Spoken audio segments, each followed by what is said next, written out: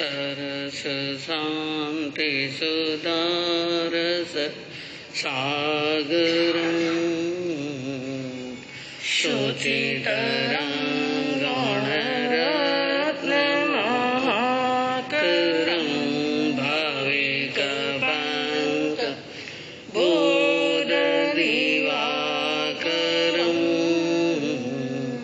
प्रतिदिनं प्रणमामि जिनेश्वरं प्रतिदिनं प्रणमामि जिनेश्वरं। मत बांधो रे गठरिया अपयश की, मत बांधो रे, मत बांधो रे गठरिया अपयश की, मत बांधो रे।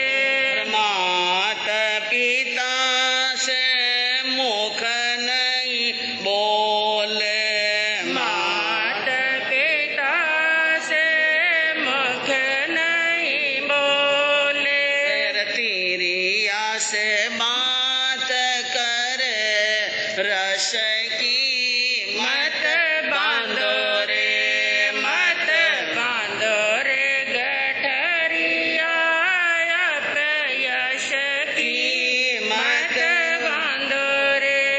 धन जौवन को गर्व न कीजे, धन यौवन को गर्व न कीजे। और तेरी उमरिया दिन 10 के, मत बांधो रे, मत बांधो रे गठरिया अपयश की, मत बांधो रे।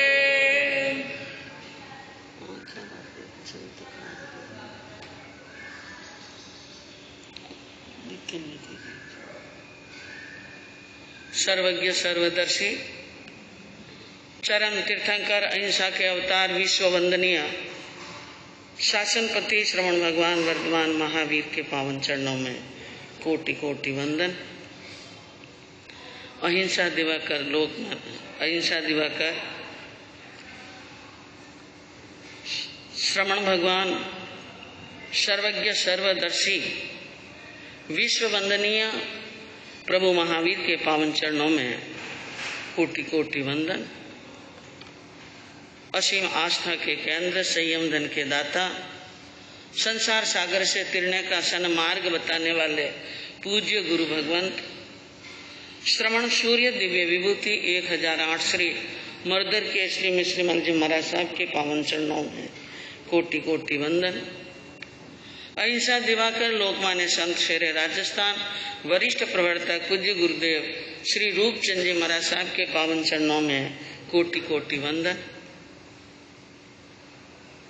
मृदुरा भूषण संत शिरोमणि पूज्य प्रवर्तक गुरुदेव श्री सुकन मुनि जी महाराज साहब के पावन चरणों में कोटि कोटि वंदन।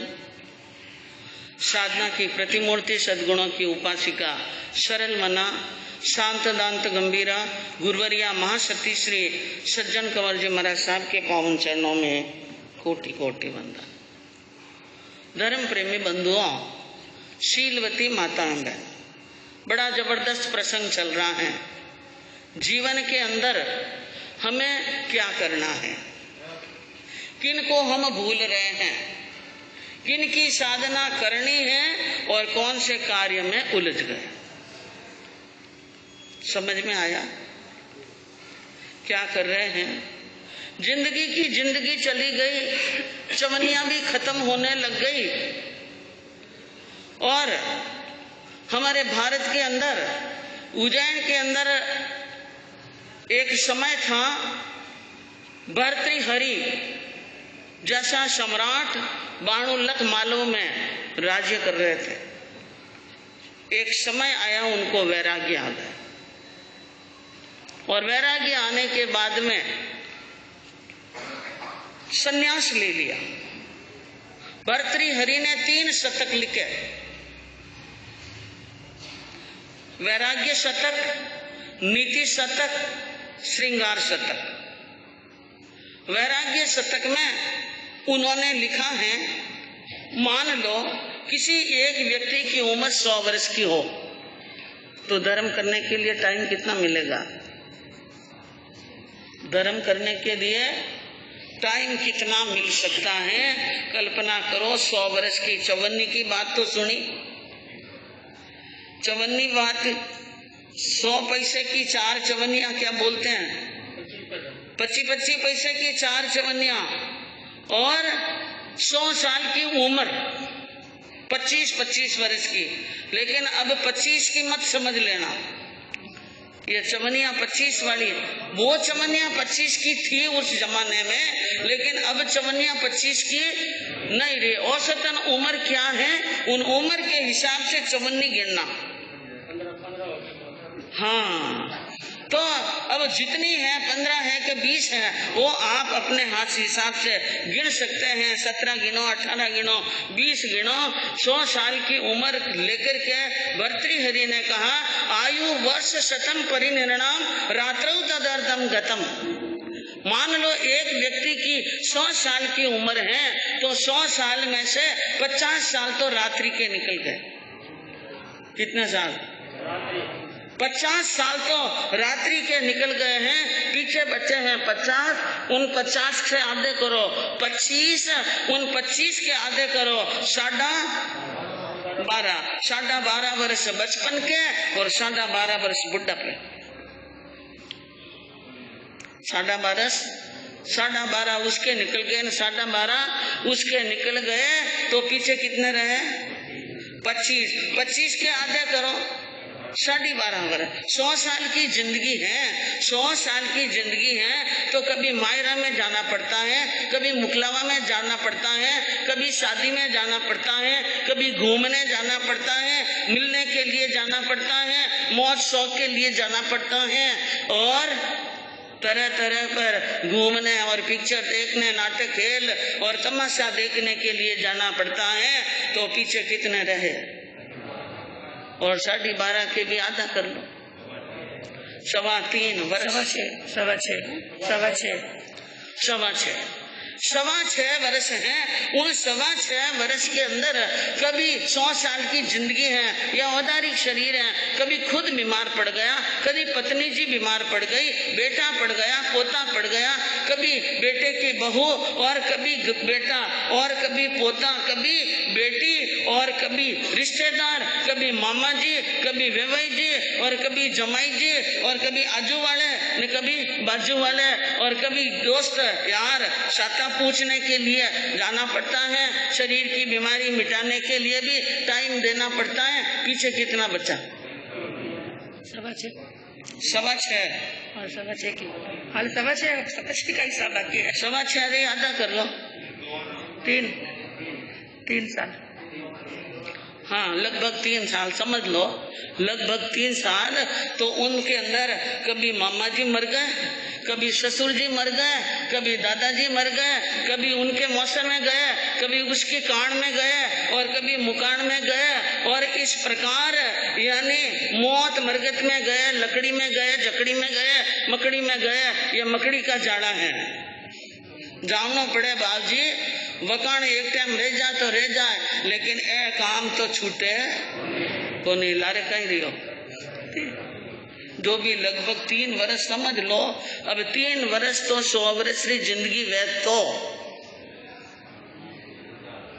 नहीं। एक बड़ी बात तो और भूल ही गया, भर्तृहरि लिखे ही को नहीं। वो व्यक्ति जो 16 साल जीवी वो कमाई को नहीं कहे। बड़ी बात तो आ भूली, सब बड़ी बात तो आ भूलिया कि वे यानी जो 100 साल की जिंदगी भर जो जिंदगी जीवेला, वे कमावेला नहीं तो खावेला कहीं ने। कमाओ में टाइम की तो चाहिए आप रे।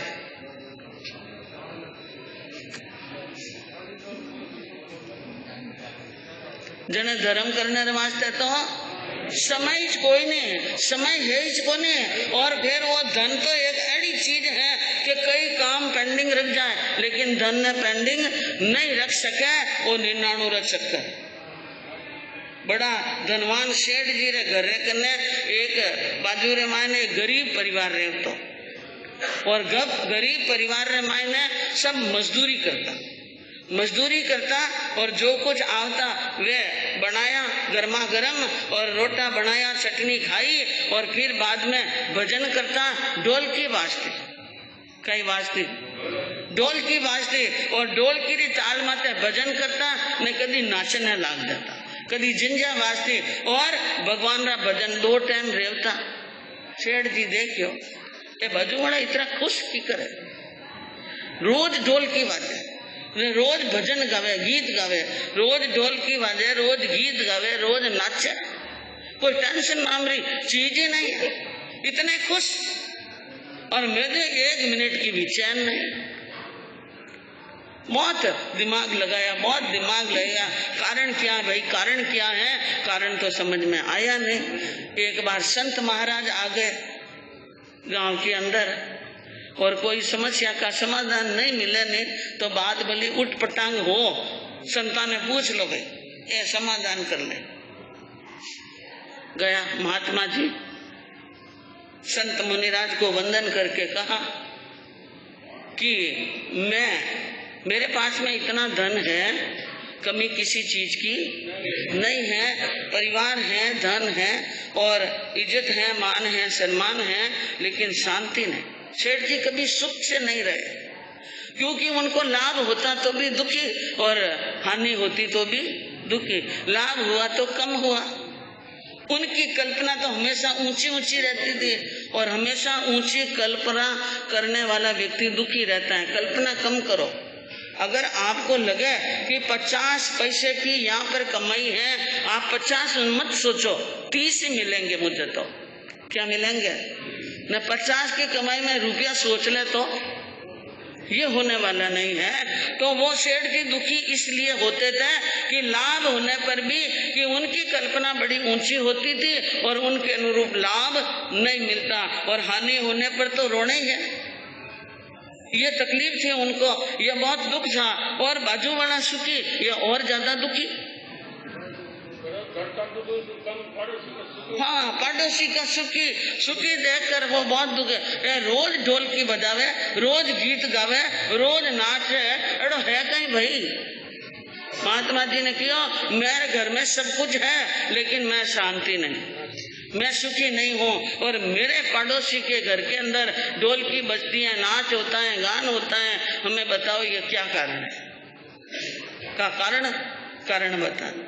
ऐसा करो, जब वो महात्मा जी समझ गए कारण 1 मिनट के अंदर कि कारण क्या है, उन्होंने कहा ऐसा करो, जब आपके बाजू वाले जो पड़ोस में रहने वाले गरीब मजदूर परिवार है ना, वो परिवार सबका सब एक साथ में जब मजदूरी करने के लिए निकल जाए ना, तो निकलने के बाद में आप क्या करना, लुके छुपे न किसी को मालूम पड़े ऐसी स्थिति में जाना और 99 रुपए की पोटली रख के आ जाना।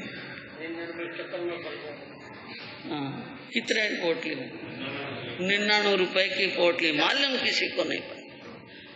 मजदूर का परिवार गया हुआ था अब अपनी मजदूरी काम पर, और शाम का समय वो अब घर पर आने वाले थे।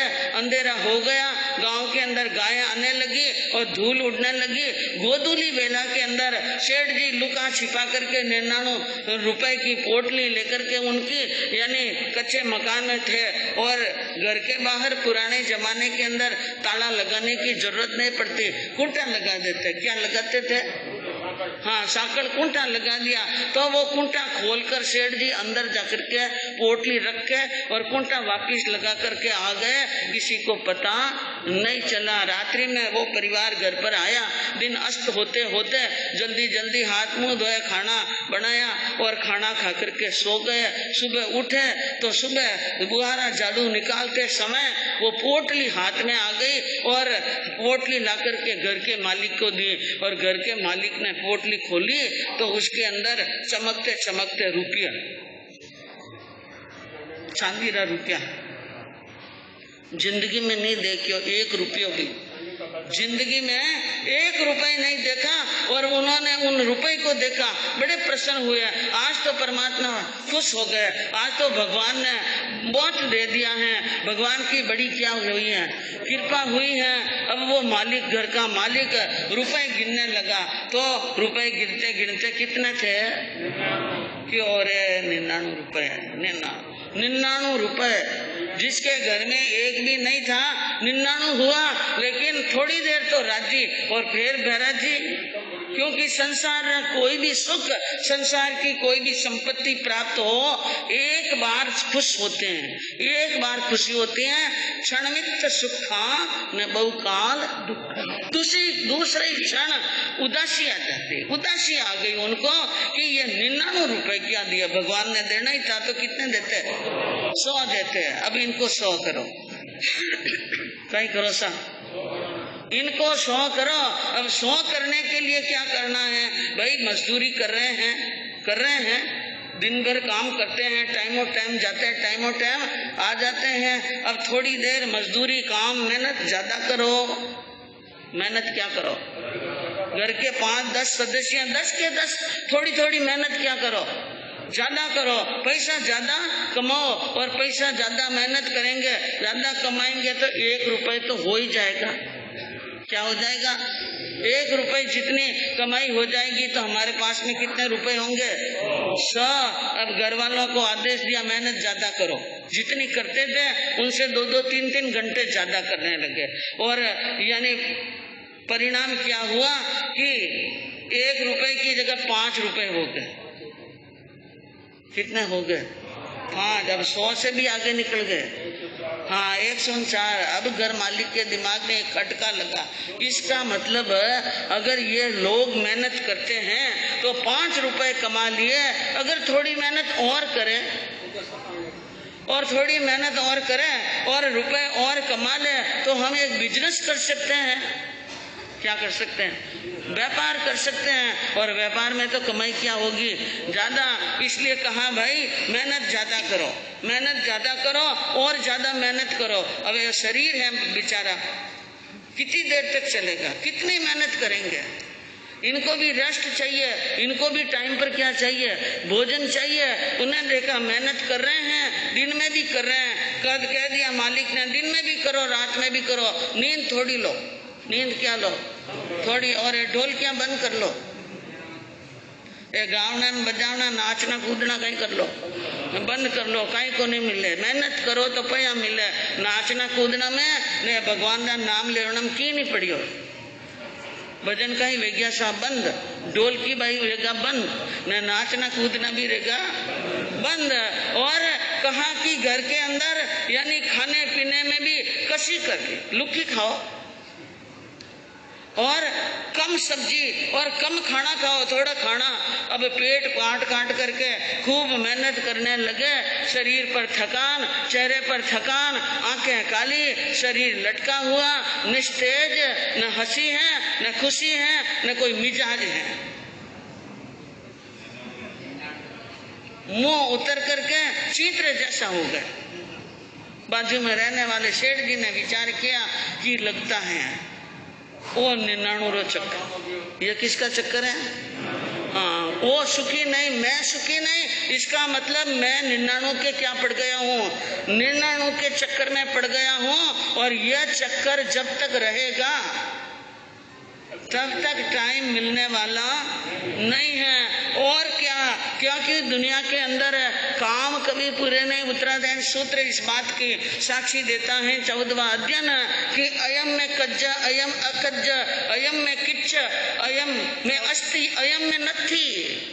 यह तो मेरे पास में है और ये मेरे पास में नहीं है जिसकी तो यानी सुरक्षा की चिंता और नहीं है उसको प्राप्त करने की चिंता। 2 ही कामों में समय उम्र निकलती है, ये मेरे पास में है और ये मेरे पास में नहीं है। अयम में कज्ज, अयम अकज्ज, ये काम तो मैंने कर लिए हैं और ये काम बाकी हैं। उत्तराध्ययन सूत्र देख लेना, उसके अंदर भगवान ने कहा इस प्रकार के विचार के कारण ही हे गौतम मनुष्य अपने लाखों वर्षों की उम्र को क्या कर लेता है, खत्म कर लेता है। सेठ जी समझ गए ये चक्कर तैयार, 99 का चक्कर तैयार करता कौन है?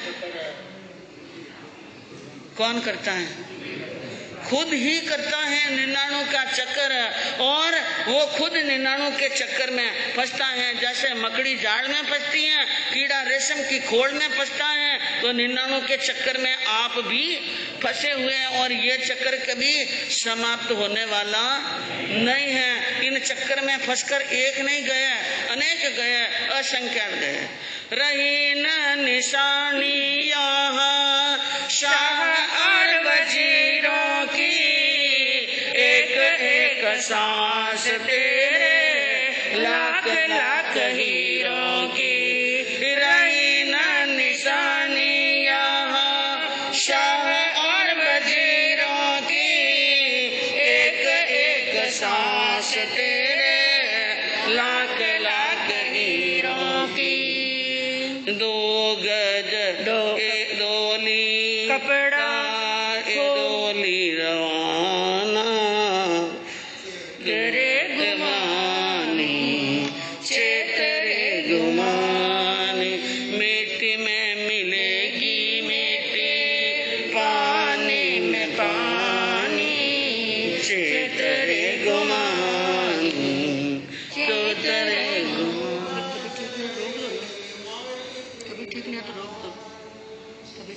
तो 1 मिनट है, कोई बात नहीं। थोड़ी सी तबीयत आज चक्कर आ रहे हैं, मैं चक्कर आ रहे हैं। मैं उसको तो मैं कह रही थी आपको कि यहाँ पर ज्ञानियों ने कहा किसी की निशानी नहीं रही, कोई यहाँ पर अमर होके नहीं आया और किसी की निशानी नहीं रही है। बड़े बड़े शाह, बड़े बड़े वजीर, बड़े बड़े ज्ञानी और बड़े बड़े धनी, अमीर और वीर चले गए हैं और यहाँ किसी की निशानियां नहीं रही। जैसा कि अभी साध्वी जी ने बताया, जिसने काम किया है उनकी क्या रह गई है, हाँ निशानियां। साथ में क्या जाता है आखिर में? 2 गज कफन का टुकड़ा और 1 डोली, इसके सिवाय कुछ भी साथ में नहीं जाता। सब क्या रहता है?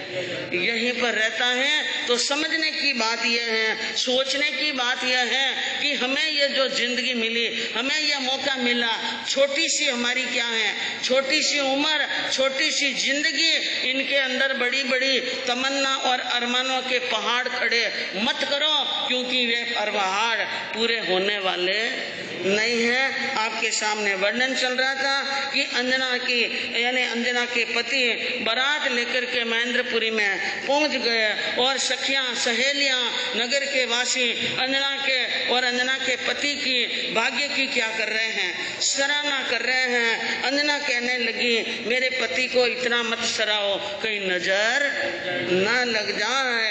और पति का फीका चेहरा देख कर अंजना ने अनुमान लगा दिया कोई न कोई बात बहुत बड़ी दिमाग में है।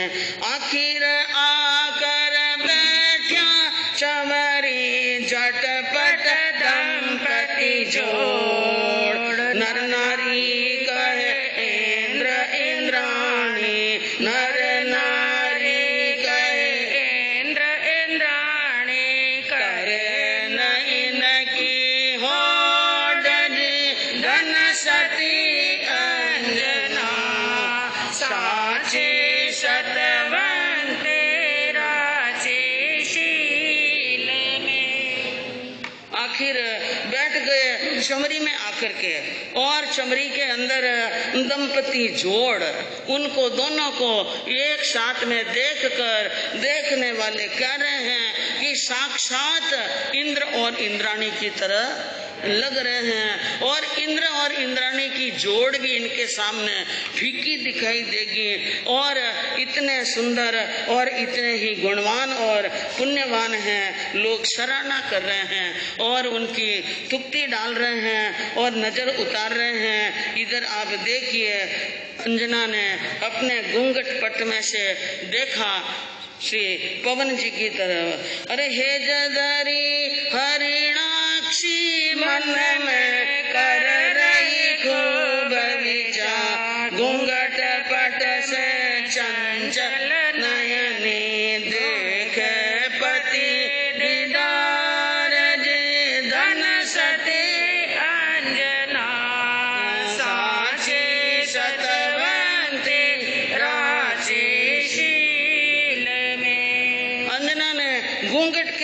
में से होते हुए अपने चंचल नयनों से पति के चेहरे को देखा और देखकर विचार करने लगी, सोचने लगी, पवन कुंवर की आंख में नहीं प्रेम का रंग। पवन जी शादी करने के लिए आए हैं, लेकिन इनकी आंख में प्रेम नहीं है और इनके आंख में स्नेह नहीं दिखता है। इनकी आंख के अंदर प्रेम, स्नेह और राग के भाव नहीं है। परिणया पहली प्यारे प्यू की, कैसे बदला ढंग। अभी तो शादी नहीं हुई, अभी क्या नहीं हुई, शादी नहीं हुई है। उनके पहले ही इनके चेहरे का रंग बदल गया, ढंग बदल गया। ये कैसे हो गया और कैसे नहीं हुआ, क्या पता क्या हुआ है, क्या चल रहा है इनके मन के अंदर, दिमाग में क्या चल रहा है। सदमस्त को कोई पता चलने वाला या तो सर्वज्ञ जाने या खुद की आत्मा जाने। बहुत अंदाज लगा रही है, बहुत सोच रही है, अंजना को मालूम नहीं पड़ा। और हथलेवा जोड़ने की क्या हुई, हाँ, अरे हथलेवा में हाथ मिलायो जैसे ली अंगार, पवन कुंवर को कुंवरी ऊपर, पवन कुंवर को कुंवरे ऊपर, आई रीस अपार जी धन सती अंजना, साचे सतवंते राचे शील में। हथलेवा में हाथ मिलायो, पंडित आया और पुरोहित ने आकर के बनड़ा के हाथ में बनड़ी का क्या दिया, हाथ दिया। तो पवन जी ऐसे अनुभव कर रहे हैं कि ये हाथ नहीं है, जलता हुआ क्या है, अंगार, अंगारा। और जलते हुए अंगारा को हाथ में लेना हाथ की बात नहीं है। उनका स्पर्श भी अच्छा नहीं लगता है। आई रीस अपार, पवन जी को जोरदार क्या आया, गुस्सा। जैसे ही हथलेवे के अंदर हाथ मिलाया, पवन जी के तेवर बदल गए और आंखें एकदम क्या हो गई, लाल। और पवन जी की ये स्थिति देखकर अंजना के मन के अंदर और क्या हुआ है, बड़ा दुख हुआ है। कर पीड़न में मन की पीड़ा हुई अंजना अंग, प्रेम भरे का हाथ मिलाना होता और ही दंग। अंजना ने हाथ मिलाते ही समझ लिया इनके मन में किसी प्रकार का प्रेम नहीं है। प्रेम तो है नहीं, लेकिन इनसे ज्यादा गुस्सा है, रूठना है और इनसे लगता है कि यह मेरे ऊपर नाराज है।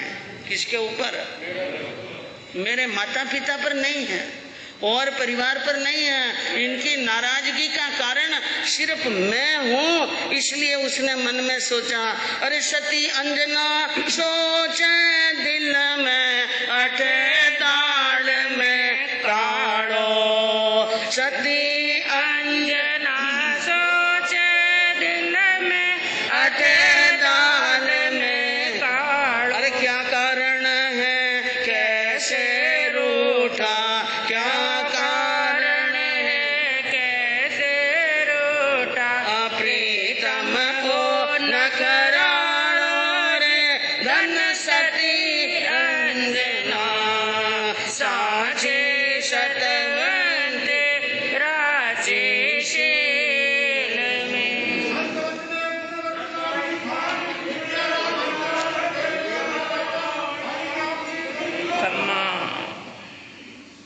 अंजना ने मन के अंदर विचार किया, सोचने लगी कि इतना गुस्सा और इतने यानी क्रोध और इस प्रकार का ढंग अठे दाल में कालो। अब दाल में कालो है कि दाल ही पूरी काली है। हाँ, जरूर कोई न कोई बात हुई है और कोई न कोई बात ऐसी दिल में बैठ गई है। और क्या बात है, कौन सी बात है, क्या कारण है, कैसे रूठो ओ प्रीतम नखरा लो।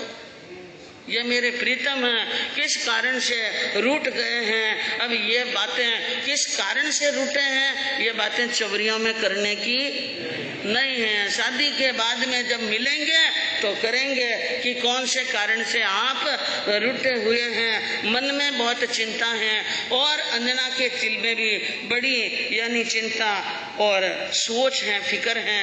अब शादी होने के बाद में क्या होता है और कैसे फेरे फिरते हैं और आगे क्या होता है, सुनने से मालूम पड़ेगा।